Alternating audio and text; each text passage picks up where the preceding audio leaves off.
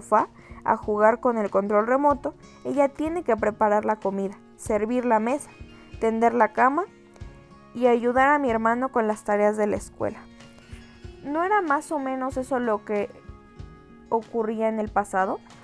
Estábamos estudiando la Edad Media, por eso cité la Guerra de los 100 años. Después de pasar tanto tiempo en los campos de batalla, ningún soldado habría tenido paciencia para ayudar a su mujer a lavar los platos o a colgar la ropa en el tendedero, y muchos menos ponerse a discutir sobre la relación. Está claro que no todos los maridos siguen la Edad Media. Estaba a punto de comentar que algunos rarísimos hombres, el padre de Lenita seguro, comparten las tareas de la casa con sus compañeras, cuando me interrumpió brutalmente una carcajada de burla. Daniel se recogió el pelo detrás de la oreja, como suele hacer cuando va a soltar alguna gracia, y me dijo que, en primer lugar, el conflicto entre Inglaterra y Francia se extendió desde 1337 hasta 1453, así que duró 116 años, no 100. También dijo que ningún soldado luchó durante toda la guerra, porque en ese caso tendría que haber entrado en el ejército siendo un bebé, y al final del conflicto ya estaría esclerótico y sin fuerzas para sujetar un bastón insignificante, mucho menos una espada. Y para completar, dijo que la guerra tuvo muchos periodos de tregua. Puede parecer que Daniel soltara todo eso de improviso, pero yo me siento en el pupitre que está al lado del suyo, y vi perfectamente que estaba leyendo el libro. Solo el profesor no se dio cuenta de la trampa y se quedó sorprendido por la brillante explicación. Antes de acabar la clase, Paulo encargó un trabajo para la semana siguiente. El tema era la vida de un personaje destacado de la Edad Media. Yo no tuve dudas, ninguna vida en ese periodo fue tan fascinante como la de Juana de Arco. Pero, ¿cómo elegir el equipo?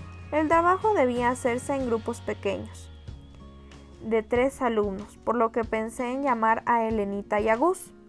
Había unas 10 o 12 compañeras compitiendo por llevar a su grupo al muchacho. Paulo se enojó por el griterío y decidió formar los equipos sin pedir la opinión de nadie. Elenita y yo quedamos juntas, pero tuvimos que soportar la indeseable compañía de Daniel. En ese momento me dieron ganas de levantar la mano, subirme al pupitre y recordar que vivimos en un país libre, que por lo tanto no podía estar de acuerdo con aquella imposición arbitraria, y en nombre de la democracia reivindicaba el sagrado derecho de elegir mi equipo. Pero no dije nada de eso, solo abrí la boca del pasmo. El profesor de historia es tan guapo, aún más que Gus. No puedo dejar de admitirlo.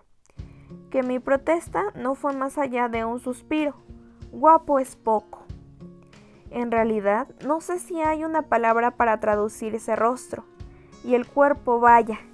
La combinación de músculos espartanos e inteligencia ateniense me hace imaginar que estoy literalmente frente a un dios griego. Y entre las alumnas llamamos Apolo a Paulo. Doña Nélida, directora de la escuela, suele protestar diciendo que los alumnos obtienen buenos resultados en las pruebas de historia, mientras que la mayor parte de las alumnas no llega siquiera a alcanzar la media. Creo que ella no entiende nada de mitología, y mucho menos de psicología femenina. Cuando Apolo abre la boca, su voz de terciopelo rojo provoca un estremecimiento hipnótico, y simplemente no es posible prestar atención a la clase. El profesor de historia recuerda a un dios, no solo por su físico, sino también porque está solo. A pesar de algunas canas, no aparenta más de 40. Mucha gente piensa que a esa edad todo hombre debe estar casado o por lo menos separado. Si el pobre está aún soltero, enseguida surge la sospecha de que es maricón. Lo que se comenta de Apolo es justamente lo contrario. Según los rumores de pasillo, el profesor era un amante irresistible y cruel, de esos que dejan a las mujeres enamoradas y enseguida se borran del mapa, con miedo al compromiso, antes de que ellas cumplan la amenaza de abandonar a la familia o tirarse desde un 20º piso. He dicho era, pretérito imperfecto. Un día se enamoró de una alumna particular. Creyó que había encontrado a la mujer ideal y pidió a la supuesta Cenicienta en matrimonio. Ella aceptó sin pensarlo 2 veces. ¿Quién no aceptaría? Pero se arrepintió en el último momento y aún vestida de novia ordenó al chofer que la llevara al aeropuerto y desapareció sin dejar señales. De acuerdo con otra versión más venenosa, la chica mandó una postal desde París en la que confesaba que, pensándolo bien, prefería un marido más. ¿Cómo lo diría? Millonario. Desde entonces, Apolo nunca volvió a ser el mismo. De la escuela se va al Olimpo suburbano en el que vive, un dormitorio salón atestado de libros, pero sin teléfono, fax ni email, un Olimpo que se precie de serlo. No puede contar con esa tecnología. No tiene amigos ni parientes, ni mucho menos novia. Por culpa del trauma, cortó los lazos con el mundo exterior y no quiere intimar con nadie, mucho menos con persona alguna del sexo femenino. Incluso dicen por ahí que, para mantenerse lejos de las mujeres, llega al extremo absurdo de no permitir que ninguna autora forme parte de su biblioteca.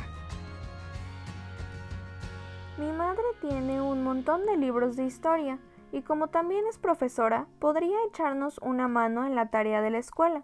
Por eso fijamos la reunión en mi casa.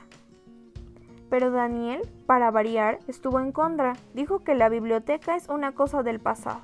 Desde que inventaron Internet, basta entrar en uno de esos sites de búsqueda, escribir una palabra clave y esperar unos segundos para encontrar el tema ya resumido, masticado y digerido. No hace falta que nadie pierda el tiempo hojeando libros viejos llenos de polillas y ácaros que solo causan alergia. Todo eso para contar que su computadora es de última generación, con chorrocientos megas de memoria y no sé qué más. Como futura escritora, tuve que controlarme para no tachar a Daniel de superficial, ignorante, descerebrada, perezosa, hipocondríaca y explicarle que la computadora jamás acabará con el libro, así como la fotografía no acabó con la pintura, ni el cine con el teatro, ni la televisión con la radio, pero no desperdiciaré mi preciosa saliva. Cuando se dio cuenta de que yo estaba a punto de estallar, Elenita se metió en la conversación y dijo que también prefería hacer el trabajo en mi casa. Éramos, por tanto, mayoría. Parece que Daniel no está acostumbrado a la democracia, porque llegó tarde y advirtió enseguida que no podía quedarse mucho. Justamente aquella tarde se haría el nuevo piercing, y entendía que nos convenía hacer cuanto antes el trabajo. Aunque sorpresa, casi no había que hacerlo.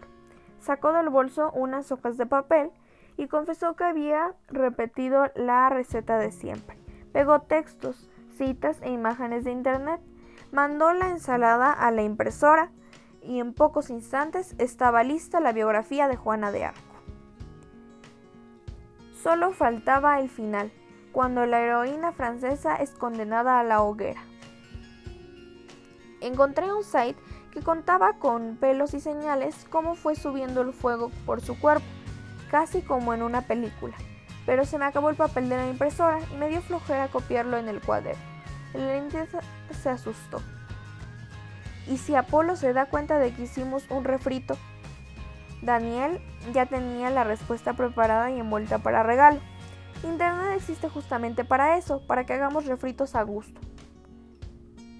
Mientras Elenita mordía el tapón de la pluma sin saber si debería firmar el trabajo, Daniel soltó un largo bostezo y dijo que perdió horas de sueño por culpa de un dilema angustiante: ¿dónde hacerse el nuevo piercing? Se tumbó en mi cama sin el menor reparo. Abrazó mi viejo oso de peluche y preguntó qué parte del cuerpo quedaría más sexy con una argollita de oro: la lengua, la nuca o la axila. Al oír la palabra axila, Elenita tuvo un ataque de risa y manifestó una graciosa inquietud. Si yo me pusiera una argollita en el sobaco, creo que tendría cosquillas todo el día. A Daniel no le gustó el chiste y por el ángulo de la nariz empinada Sin duda pensó que sobaco no era un sinónimo a la altura de axila, por lo menos no la suya. Cuando pidió mi opinión, tuve ganas de sugerir que se hiciera un piercing en la boca, una argolla bien grande que le atravesara los labios para que nunca más volviera a decir estupideces. Pero contuve la rabia tras la sonrisa, y en nombre de la supervivencia del equipo, ignoré la superficialidad de Dani y comencé a leer su obra maestra. La chava quería seguir hablando. Si tuviera el valor de hacerme un piercing en el pubis, ¿se imaginan si Gus ganara la apuesta? Seguí con la cabeza baja, leyendo una biografía que ya me sé de memoria. Cuando yo era pequeñita y le pedía a mi madre que me contara un cuento a la hora de dormir, siempre hablaba de la campesina que, a los 13 años, comenzó a tener visiones y a comunicarse con el más allá. Más exactamente con el arcángel San Miguel, con Santa Catalina y con Santa Margarita. Algunas personas decían que esas voces y visiones eran producto de una imaginación adolescente, tal vez un desequilibrio hormonal o hasta el efecto del SPM, síndrome premenstrual, que en aquella época seguramente no debía de tener nombre, y mucho menos unas siglas. Pero a la muchacha no le importaban las malas lenguas, creía que estaba en el mundo para cumplir una tarea heroica, expulsar a los ingleses que ocupaban la mayor parte del territorio francés. Con esa intención se marchó de su aldea y se las arregló para que la recibiera nada menos que el rey Carlos VII. Cuando le habló de la misión que Dios le había encomendado, la nobleza se echó a reír, pero bastó un carraspeo del rey para que todos callaran. Su Majestad se quedó sumamente impresionado con la determinación de aquella muchacha y ante el asombro general le entregó el mando de un pequeño ejército. La fama de la campesina se difundió por toda la región. Caminó